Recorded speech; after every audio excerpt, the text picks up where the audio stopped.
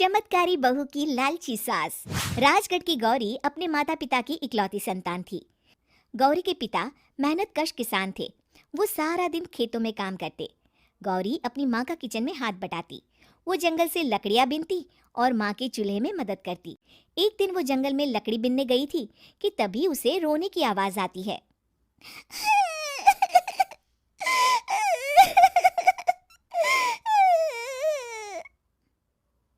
अरे, यहाँ कौन रो रहा है? इस जंगल में भला किसी के रोने की आवाज? जरूर कोई जंगल में फंस गया होगा। वो देखती है तो उसे एक परी दिखाई देती है जिसका एक पंख टूटा होता है। अरे, तुम कौन हो और क्यों रो रही हो? मैं परीलोक की रानी हूँ। पृथ्वीलोक में घूमने आई थी, लेकिन देखो ना, मेरे पंख ही टूट गए। अब मैं कैसे उड़ान भरूंगी? अरे, इसे जोड़ना तो आसान है। रुको, मैं अभी जोड़ देती हूँ। ये कहकर गौरी लकड़ी और रस्सी की सहायता से पंखों को जोड़ देती है। परी अपने जुड़े हुए पंखों को देखकर खुश हो जाती है और गौरी को वरदान देती है कि वो पूर्णिमा की रात किसी भी चीज को हाथ लगाएगी तो वो सोने की हो जाएगी। लेकिन गलती से अगर उसने किसी इंसान को छू लिया तो वो अगली पूर्णिमा तक सोने का ही रहेगा। गौरी घर आती है और सारी बात अपने माता पिता को बताती है।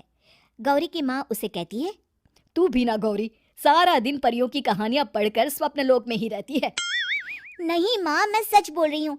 देखो, आज पूर्णिमा की रात है ना, इसलिए डर के मारे मैं कोई सामान भी नहीं छू रही हूँ। अच्छा, ऐसी बात है बिटिया रानी, तो जरा इस घड़े को हाथ लगा दे। गौरी घड़े को जैसे ही हाथ लगाती है वो सोने का हो जाता है। गौरी के माता पिता घड़े को देखकर हैरान रह जाते हैं। अगले दिन गौरी के पिता उस घड़े को सुनार के पास बेचने जाते हैं तो रास्ते में उन्हें कंचा काकी मिलती है। वो सोने का घड़ा देखकर गौरी के पिता से पूछती है, अरे गौरी के बापू, ये पीतल तो बड़ा चमक रहा है। अरे काकी, ये पीतल नहीं, सोना है, सोना। बेचने ले जा रहा हूँ। अरे कहीं कोई लॉटरी लग गई है क्या? इतना सोना? गौरी के पिता काकी को गौरी को परी द्वारा दिए वरदान के बारे में बताते हैं। काकी गौरी के पिता की बात सुनकर सोच में पड़ जाती है और फिर अगले दिन काकी गौरी के घर आती हैं। गौरी के बापू, तुम्हारे लिए मैं एक खुशखबरी लाई हूँ। तभी गौरी की माँ पूछती है, क्या खुशखबरी है काकी? अरे तुम्हारी बेटी का रिश्ता मैं अपने बेटे से करना चाहती हूँ। अरे कब तक अपनी सयानी लड़की को घर पर बिठा कर रखोगी? हाँ, देखो काकी, मैं ऐसे ही व्यक्ति से अपनी बेटी की शादी कराऊंगा जो गौरी के वरदान से नहीं, उसके गुणों को समझे। अरे हमें तो गौरी के गुण अच्छे लगे, इसीलिए तो आ गई हूँ मैं। फिर गौरी के माँ बाप मान जाते हैं और उसकी शादी काकी के बेटे से हो जाती है। अगले दिन, अरे गौरी, कल पूर्णिमा की रात है। तुम्हारे पिताजी परी के वरदान के बारे में बता रहे थे, तो मैं ना कुछ चीजें रख दूंगी, जरा हाथ लगा देना। तभी गौरी का पति वहां आ जाता है और अपनी माँ से कहता है, माँ, क्या जरूरत है गौरी के वरदान को इस्तेमाल करने की? वैसे भी मेरी मेहनत से घर तो चल ही रहा है ना। और गौरी के पिता ने भी यही कहा था कि वो ऐसे ही व्यक्ति से उनकी बेटी की शादी करेंगे जो गौरी के वरदान से नहीं, उसके गुणों को समझे। अरे बस कर किताबी बातें।